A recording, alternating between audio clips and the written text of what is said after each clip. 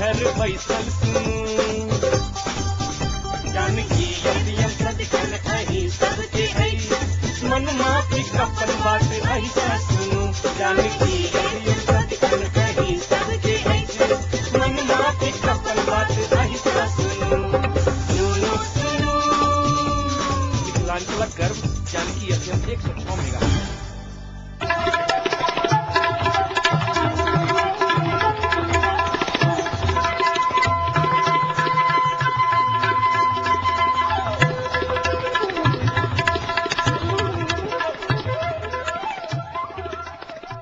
नमस्कार, Janaki FM 106 megahertz Janaki समाचार में अपने के स्वागत है। जैसा सुनल जाऊ समाचार।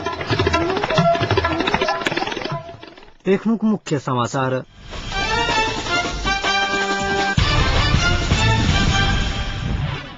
सरकार निर्माण करवाला दल सब सहमति के नजदीक पहुंच गेल। एमाले अध्यक्ष खनालक कहब पूर्व युवराज पारस धरौटी में रिहा। पुलिस के हफ्तावारी नहीं देने कारण अपना के पुलिस दुख देने काठमांडू के डॉन बतौनिहार मनांगे के कहब। आज संसद के अधिवेशन सफल होवा नहीं देव उप प्रधानमंत्री गच्छेदारा कहब।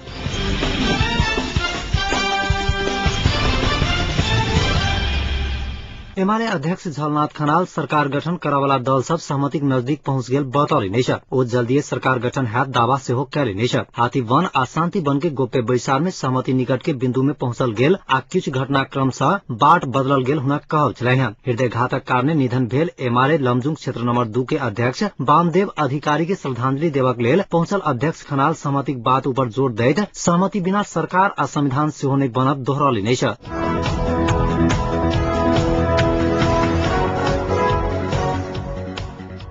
उप प्रधानमंत्री तथा परराष्ट्र मंत्री सुजाता कोइराला के जमाय रूबेल चौधरी ऊपर गोली प्रहार करने आरोप में गिरफ्तार भेल पूर्व युवराज पारस शाह आई धरौटी में रिहा भेल छै।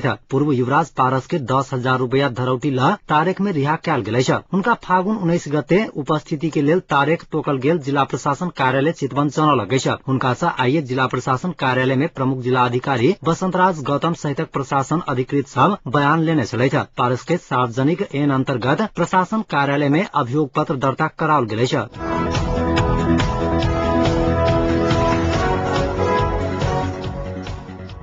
उप प्रधानमंत्री एवं मधेसी जनाधिकार फोरम लोकतांत्रिक के अध्यक्ष विजय कुमार गच्छेदार एकीकृत नेकपा माओवादी बजौने संसद के अधिवेशन असफल बना दे बतौली नहीं छ। अधिवेशन के समावेदन करब बाहेक के दल सभा के बैसल बैसारक बाद संचारकर्मी सब संग बातचीत करैत गच्छेदार माओवादी बजौने अधिवेशन आ ओकर एजेंडा के कोनो औचित्य नहीं रहला सा ओई के असफल बना दे चेतावनी देले नहीं छ। प्रधानमंत्री निर्वाचन के एजेंडा नियमित बैसार में मात्र विमर्श होब सकत कहत ओकरा असफल बनैब दो संसद संचालन नियमावली में संशोधन रखने प्रस्ताव में समर्थन जनौले नहीं छ।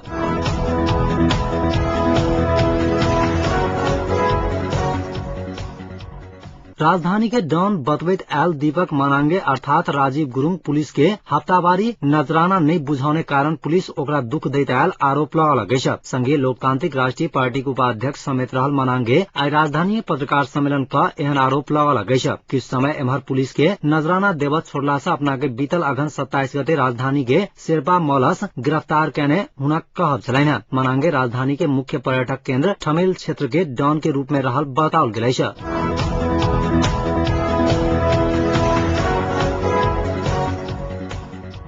कार्यदलक म्याद थप आ कार्यदल तैयार करने प्रतिवेदनक विषय में विमर्श करब बैसल 27 दलक आजुक बैसार सेहो बिना निष्कर्ष सम्पन्न भेल अछि। संविधान सभा का अध्यक्ष सुभाष चंद्र नेवांगक आह्वान में बैसल बैसार में माओवादी कार्यदलक म्याद नहीं बढ़ागा संविधान सभा आ समिति सबके बैसारे से सहमति खोज के आदान रखला के बाद बैसार में कोनो निर्णय होब नहीं सकल अछि। माओवादी कार्यदलक बैसार में माओवादी कार्यदल में परामर्श भ गेला से आब फेर से परामर्श कर के औचित्य नहीं रहल तर्क देने छल। माओवादी बैसार से कार्यदलक म्याद थप नहीं करके पार्टी के निर्णय सुनाउने एमाले मुख्य सचेतक भीम आचार्य जानकारी देले नहीं छ। बैसार में अन्य दल सब संवैधानिक प्रक्रिया से परामर्श आगू बढ़ावा से किछु दिन लागि सकला से ओहि दिन धरि कार्यदल में विमर्श कराब परत प्रस्ताव रखला में सेहो माओवादी अस्वीकार कैने छल। सहमति जुट नहीं सकला के बाद सहमति जुटावा बैसार फेर पुस 5 गते 11:30 बजे बैस जगह स्थगित कैल गेल छ।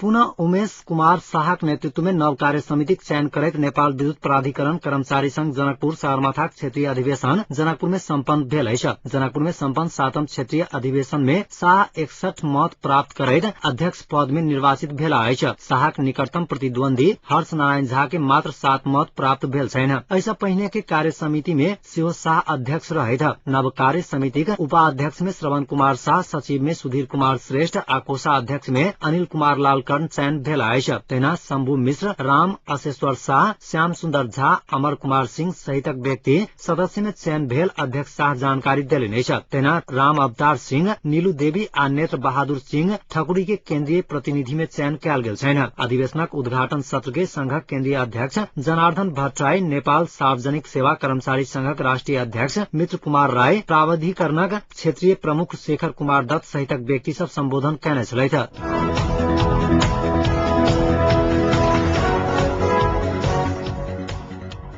कार्यालय समय में बिना जानकारी अनुपस्थित जनकपुर नगरपालिका 20टा कर्मचारी के कार्यालय प्रमुख कार्रवाई कयलनि अछि। कार्यालय में आबक समय भ गेला के बादो कार्यालय में अनुपस्थित कर्मचारी सबके कार्रवाई कयल गेल कार्यालय प्रमुख राजकिशोर शाह जानकारी देलनि अछि। आई करीब 11 बजे अचानक जांच कयला के बाद अनुपस्थित 20टा कर्मचारी के हाजिरी काटल गेल शाह जानकारी देलनि अछि। संगै बिन जानकारी अनुपस्थित कर्मचारी सबसँ स्पष्टीकरण लेबाक तैयारी भ रहल शाह बतौलनि अछि। शाहक अनुसार नगरपालिका इंजीनियर वीरेन्द्र यादव, लेखा प्रमुख जयचंद्र झा, प्रेम गौतम, बद्री सुवेदी सहितक 20टा कर्मचारी के हाजिरी काटल गेल एवं स्पष्टीकरण लेबाक तैयारी भ रहल अछि। कर्मचारी सब समय पर कार्यालय में उपस्थित नहीं रहला सँ सेवाग्राही सब समस्या भोगैत आयल, सेवाग्राही सब शिकायत करैत आयल छथि।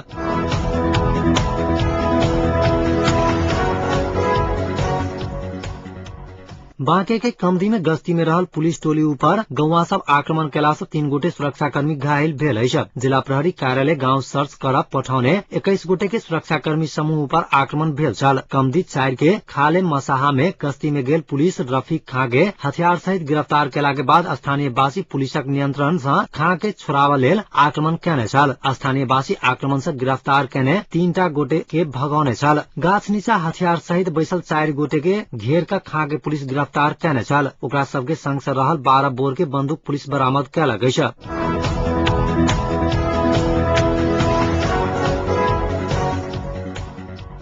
गोरखा जिला के विकट उत्तरी गांव में रहल विभिन्न खोला से 367 किलोवाट बिजली उत्पादन करबाक योजना बनल अछि। नेपाल सरकारक वैकल्पिक ऊर्जा प्रवर्धन केंद्र अंतर्गत के ग्रामीण ऊर्जा विकास कार्यक्रम अंतर्गत ओहिठामक 11टा खोला से विद्युत उत्पादन होबय लागल अछि। आयोजना निर्माण भेला के बाद 6 गांव विकास समिति के कुल 3032 घर प्रत्यक्ष लाभान्वित हैत। सामुदायिक परिचालनक हरिमान गुरुङ बतौलनि अछि। जिला के स्वारा, सौरपानी, लापू, सिमजुङ, गुम्दा आ उहिया गाविस के बासिन्दा प्रत्यक्ष लाभान्वित होयबाक ओ कार्यक्रम 2068 साल भीतर सम्पन्न हैत बताओल गेल अछि।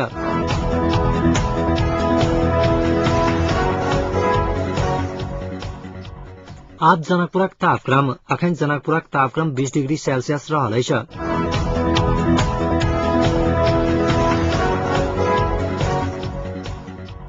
अंत में पुनः एक बेर मुख्य समाचार।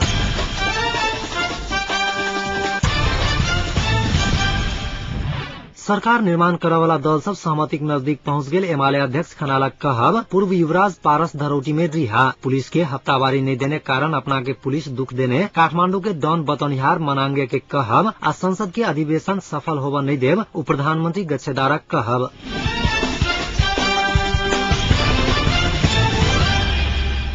एखनुक समाचार एतै समाप्त होइत अछि। पुनः समाचार लग उपस्थित हैब। नमस्कार।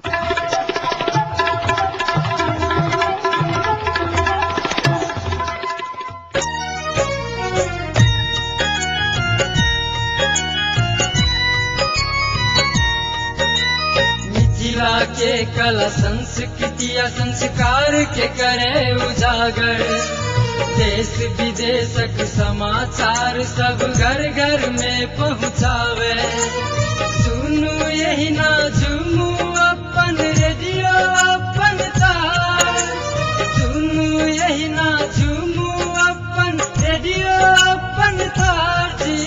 Janaki FM 106 megahertz Janaki FM 106 megahertz Janaki Janaki FM 106 megahertz.